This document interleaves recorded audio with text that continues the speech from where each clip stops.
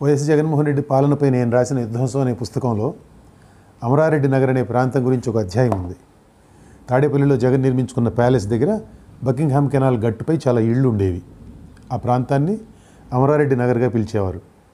ముఖ్యమంత్రి కాకముందు అక్కడ ఇల్లు కట్టుకున్న జగన్కు తాను ముఖ్యమంత్రి అయిన తర్వాత అమరారెడ్డి నగర్ కంట్లో నలుసుగా మారింది. దానితో అధికారులు రంగంలోకి దిగి 2 వరుసలుగా ఉన్న ఇళ్ళు మొత్తం తొలగించారు. ఎదురు తిరిగిన వారిపై పోలీసులను ప్రయోగించారు, కేసులు పెట్టారు, బుల్డోజర్లు పంపించారు. విధ్వంసం పుస్తకంలో దీనికి సంబంధించిన అధ్యాయం ఇలా ముగుస్తుంది, వినండి. ఇళ్ళు తొలగించిన తర్వాత అధికారులు అక్కడ అద్దం లాంటి రహదారిని నిర్మించారు. ఆ రోడ్డు జగన్ ఇంటికి దారితీస్తుంది. ఆ ప్రాంతాన్ని అందంగా తీర్చిదిద్దే పనులు ఇంకా సాగుతున్నాయి. జగన్కు అధికారం చేజిక్కింది కాబట్టి ఇదంతా. రేపు ఆ అధికారం చేజారితే ఏం కాదు. ప్యాలెస్ లాంటి జగన్ ఇంటికి తగిన పరిసరాలు అక్కడ అలానే మిగిలిపోతాయి. అమరారెడ్డి నగర్ వాసులు కోల్పోయింది మాత్రం ఇక మారదు.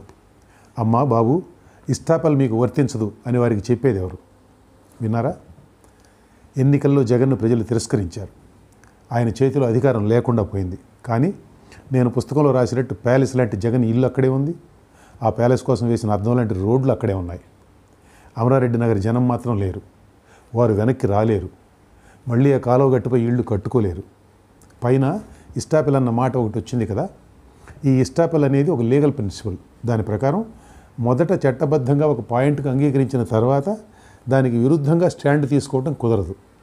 ఓల్గా టెల్లిస్ అనే కేసులో సుప్రీంకోర్టు తీర్పు చెబుతూ రాజ్యాంగబద్ధమైన హక్కులకు సంబంధించి ఈ ఇష్టాపల్ వర్తించదు అని పేర్కొన్నది. రాజ్యాంగం ప్రకారం సంక్రమించిన ప్రాథమిక హక్కులకు ఆ హక్కులను ఎవరూ కూడా వదులుకోవటం కుదరదని ఈ కేసులో సుప్రీంకోర్టు స్పష్టం చేసింది.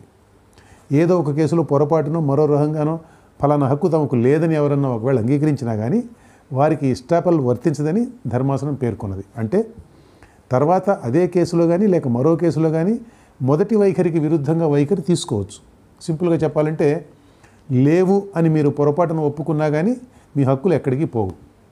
ఆక్రమణదారుల పేరుతో పేదలను అక్కడి నుంచి బలవంతంగా తొలగించడం కుదరదని ఓల్గా టెల్లిస్ కేసు తీర్పు స్పష్టం చేసింది. ఆ సందర్భంగా ఈ ఇష్టాపల్ వర్తింపు గురించి వివరణ ఇచ్చింది.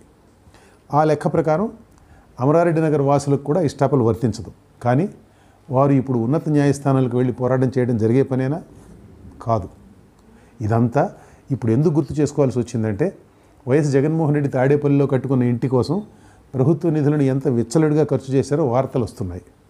తాడేపల్లి ప్యాలెస్లో రకరకాల హంగులు ఏర్పాటు చేయడానికి, దానిని దుర్భేద్యమైన కోటలాగా మార్చడానికి సుమారు 45 కోట్ల రూపాయలు ఖర్చు చేసినట్లు వార్తలు వస్తున్నాయి.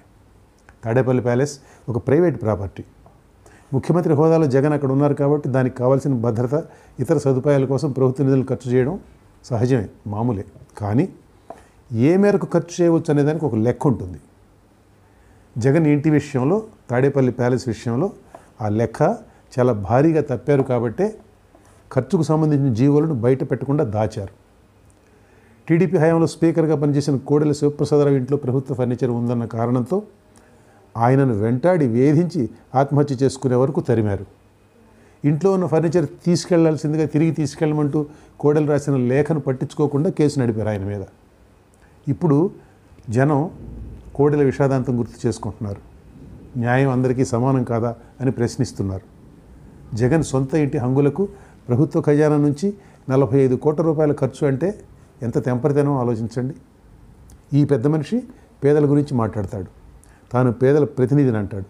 తన రాజకీయ ప్రత్యర్థులు పెత్తందారులు అంటారు. తాను చేసే పోరాటం ఆ పెత్తందారులతోనే అంటారు. మాటలేమో అలా ఉంటాయి, చేతలేమో ఇలా ఉంటాయి. తాడేపల్లి ప్యాలెస్ ఖర్చు మీడియాకి ఎక్కడంతో ఎంత వెనక్కి ఇవ్వాలో లెక్కేసి చెప్తే చెల్లిచ్చేస్తామని వైసీపీ నేత లేళ్ల అప్పిరెడ్డి అంటున్నారు తాజాగా. అపారమైన ధనరాశులు పోగుపడి ఉన్నాయి కాబట్టి జగన్ ఆ డబ్బు వెనక్కిస్తారేమో, లేక ఆయన అనుచరులు ఇస్తారేమో. కానీ అమరారెడ్డి నగర్ కాలనీ వాసులకు జరిగిన అన్యాయాన్ని ఎవరు సరి చేస్తారు? ఎక్కడి నుంచో వచ్చిన ఒక రాజకీయ నాయకుడు తాను కట్టుకున్న ఇల్లు కారణంగా ఆ ప్రాంతంలో దశాబ్దాలుగా ఉంటున్న పేదలను అక్కడి నుంచి తరిమేయడం అన్నది వినడానికి ఎలా ఉంది? ఇందులో మైట్ ఈజ్ రైట్, బలవంతులదే రాజ్యం అన్న ఆటవిక న్యాయం గోచరించడం లేదు. ఆ ఆటవిక న్యాయానికి ప్రతీక జగన్.